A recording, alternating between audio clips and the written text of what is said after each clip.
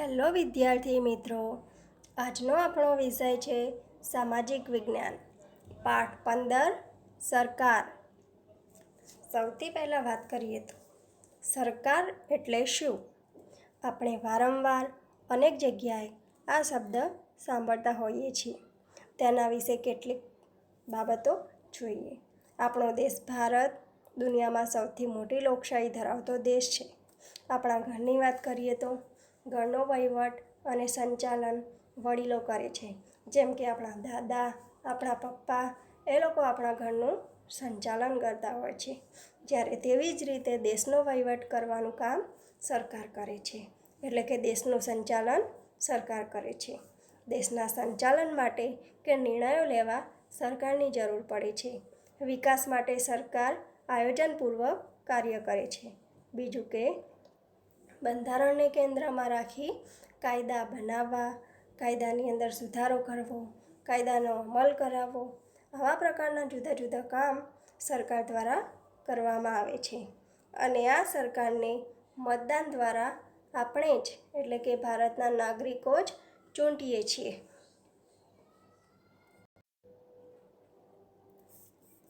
આપણી પાસે ન્યૂઝપેપર કટિંગનું એક ચિત્ર છે. આપણે વારંવાર જુદા જુદા પ્રકારના કટિંગ અલગ અલગ જગ્યાએ જોઈએ છીએ. આ શું છે? તો કે સરકારે કરેલા જુદા જુદા કામ છે. આપણો દેશ, આપણી સરકાર. આપણો દેશ વિવિધતા ધરાવતો દેશ છે. અનેક પ્રકારની જાતિ, ધર્મ, ભાષા, પહેરવેશ, ખોરાક, રહેઠાણ, આબોહવા આવી જુદા જુદા પ્રકારની વિવિધતાઓ આપણા રાષ્ટ્રની અંદર રહેલી છે.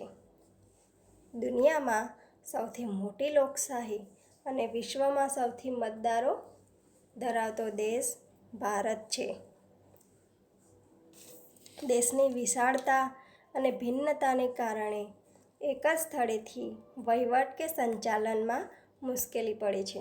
એટલે કે આપણો દેશ એટલો મોટો છે કે તેને એક જ જગ્યાએથી એક જ સ્થળેથી ચલાવવો ખૂબ મુશ્કેલ છે.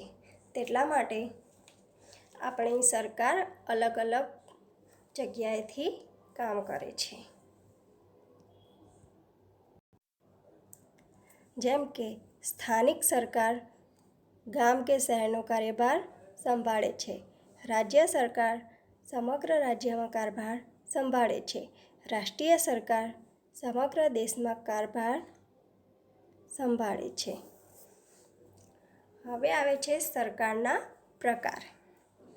આપણો દેશ લોકશાહી શાસન વ્યવસ્થા ધરાવે છે. દુનિયાના બધા જ દેશોમાં આવા પ્રકારની લોકશાહી શાસન વ્યવસ્થા નથી. જુદા જુદા દેશોની અંદર જુદા જુદા શાસન વ્યવસ્થા જોવા મળે છે. અને એની અંદર ખાસ કરીને 3 પ્રકારની શાસન વ્યવસ્થા જોવા મળે છે. તેના પ્રકાર છે: પહેલો પ્રકાર લોકશાહી સરકાર, બીજો છે સામ્યવાદી સરકાર, ત્રીજો છે રાજાશાહી સરકાર. આ 3 પ્રકારની શાસન વ્યવસ્થા વિશ્વના જુદા જુદા દેશોની અંદર પ્રચલિત છે.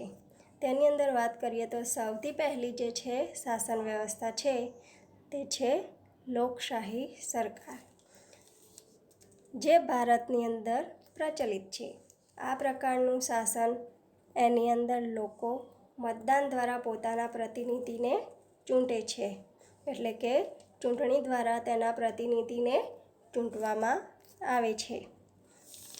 અને એ ચૂંટાયેલા પ્રતિનિધિઓ એટલે કે ઉમેદવારો દ્વારા સરકારનું નિર્માણ થાય છે. લોકશાહી શાસન વ્યવસ્થામાં લોકોને કેન્દ્રમાં રાખી સરકાર કાર્ય કરે છે. ચૂંટણી દ્વારા સ્થાનિક, રાજ્ય કે રાષ્ટ્રીય સરકારનું નિર્માણ થાય છે. અને ચૂંટાયેલા પ્રતિનિધિઓની અંદરથી રાજ્ય સ્તરે મુખ્યમંત્રી અને રાષ્ટ્ર સ્તરે વડાપ્રધાનની પસંદગી કરવામાં આવે છે. કેટલાક દેશોની અંદર પ્રમુખશાહી લોકશાહી શાસન વ્યવસ્થા જોવા મળે છે. ભારત દેશમાં સંસદીય લોકશાહી શાસન વ્યવસ્થા અમલમાં મૂકવામાં આવેલી છે. હવે આવે છે બીજી સરકાર, સામ્યવાદી સરકાર. આ પ્રકારના શાસનની અંદર બધાને સામ્યતા એટલે કે સરખાપણું, તમામ વ્યક્તિની સમાન છે તે બાબતને શ્રેષ્ઠ પ્રાધાન્ય મહત્ત્વ આપવામાં આવે છે. સામ્યતાને આધારે કાર્યરત સરકાર સામ્યતા અને સમાનતાને ધોરણે શાસન વ્યવસ્થાનું સંચાલન કરે છે. વિશ્વના અમુક દેશોમાં ચૂંટણી દ્વારા સામ્યવાદી સરકારનું નિર્માણ થાય છે.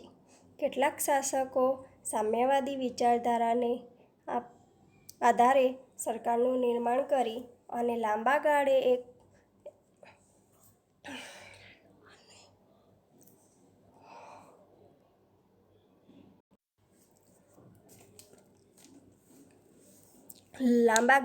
એક હતું શાસક બન્યાના અનેક ઉદાહરણ જોવા મળે છે.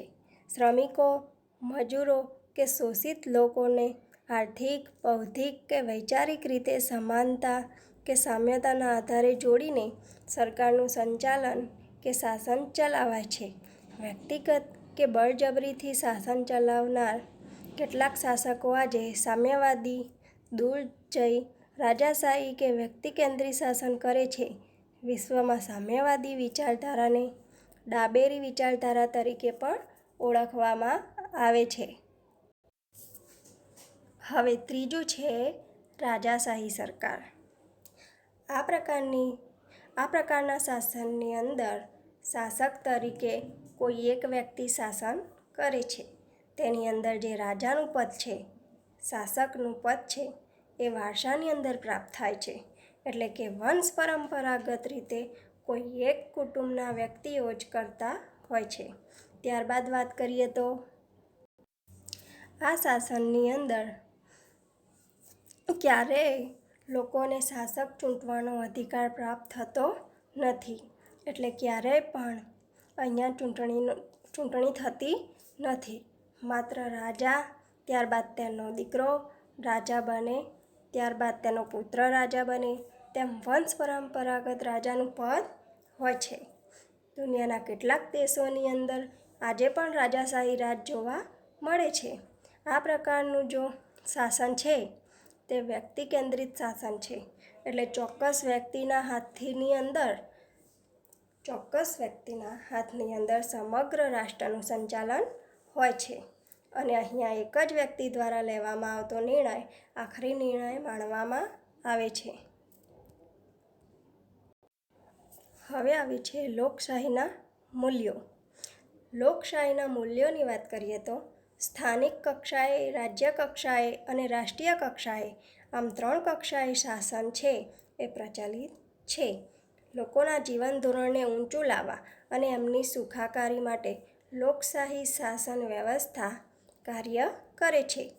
લોકશાહી શાસન વ્યવસ્થા કઈ રીતે કાર્ય કરે છે, શા માટે કાર્ય કરે છે, તો લોકોનું જીવન ધોરણ સુધરે, એની ભૌતિક સુખ સુવિધાઓ તેની અંદર વધારો થાય, એ રીતે શાસન વ્યવસ્થા કામ કરે છે. લોકોને કેન્દ્રની અંદર રાખી એમની ભાવિ જરૂરિયાતો છે એ જરૂરિયાતો પ્રમાણે ભવિષ્યના આયોજનો કરવામાં આવે છે અને એ આયોજન કરવાની અંદર લોકોની જરૂરિયાતોને ધ્યાનમાં રાખવામાં આવે છે. લોકોની સુખાકારી, સુખ સુવિધા અને વિકાસને મહત્ત્વ આપી બંધારણના આધારે લોકશાહીના જે જુદા જુદા મૂલ્યો છે એ મૂલ્યોને અહીંયા જતન કરવામાં આવે છે. સૌને સમાનતા, સુરક્ષા અને સુવિધા માટે લોકોના મૂલ્યને ધ્યાનમાં રાખી આયોજન અને યોજનાઓનો અમલ કરાય છે. ત્યારબાદ વાત કરીએ તો સરકારના કાયદાઓ. સરકારનું કામ કાયદો ઘડવા માટેનું છે, કાયદો બનાવવા માટેનું છે અને સમગ્ર રાષ્ટ્રોએ આ કાયદાનું પાલન કરવું પડે છે. તે કાયદો માન્ય રાખવો પડે છે. સરકાર પાસે કાયદાના અમલ માટે તેમાં સુધારો કરવાની પણ સત્તાઓ હોય છે. બીજું કે જો કોઈ પણ વ્યક્તિની આ કાયદો યોગ્ય ન લાગે તો સરકારના કાયદાને પણ કોર્ટની અંદર જઈ પડકારી શકાય છે. એટલે કે સરકાર વિચાર્યા વિના કે મન ફાવે એમ કાયદો અમલમાં મૂકી શકતી નથી. પોતાના અધિકાર અને થયેલ અન્યાય સામે લોકો અદાલતનો સહયોગ મેળવી શકે છે. જરૂર જણાય તો અદાલત સરકારને વિવિધ મુદ્દા માટે સૂચન કે આદેશ કરી શકે છે. અહીંયા આપણો પાઠ સમાપ્ત થાય છે. સ્વાધ્યાય વિદ્યાર્થીઓને જાતે કરવાનો રહેશે.